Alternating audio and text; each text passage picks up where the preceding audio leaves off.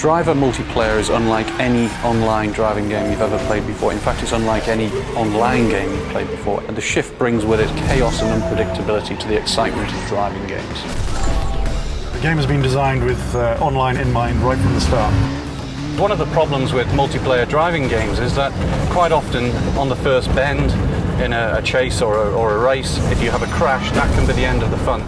But with Shift, what you can do is instantly shift into another car in the traffic and get back in the action, so you're never left behind. Everything can just turn on a dime right at the end of the race or chase or whatever mode that you're playing. Everybody's got Shift, right? So you're driving along, you've got your objective in the traffic, you see a bolt of light and this car suddenly becomes an enemy and it's ramming you and smashing into you. And you can do the same to him. You can shift up ahead and you can T-bone him out of nowhere. We have 11 modes for the online element. We have a mixture of cooperative, team-based games and also adversarial games as well. And they range from the usual online games, races, tag, but also some interesting base defense games as well.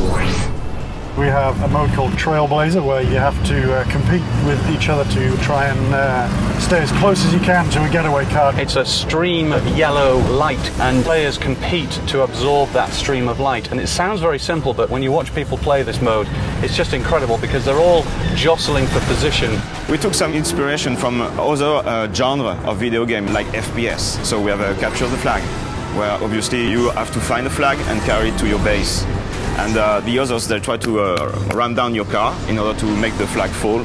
Then you can grab it and bring it to your base. Shift is also a little bit different in online multiplayer. It has 3 functions. One of those is car spawn, which just spawns a car on the spot. You can also transform a car from one car into another car. So say you end up in a slow vehicle like a bus, you can very quickly transform that into a much quicker car.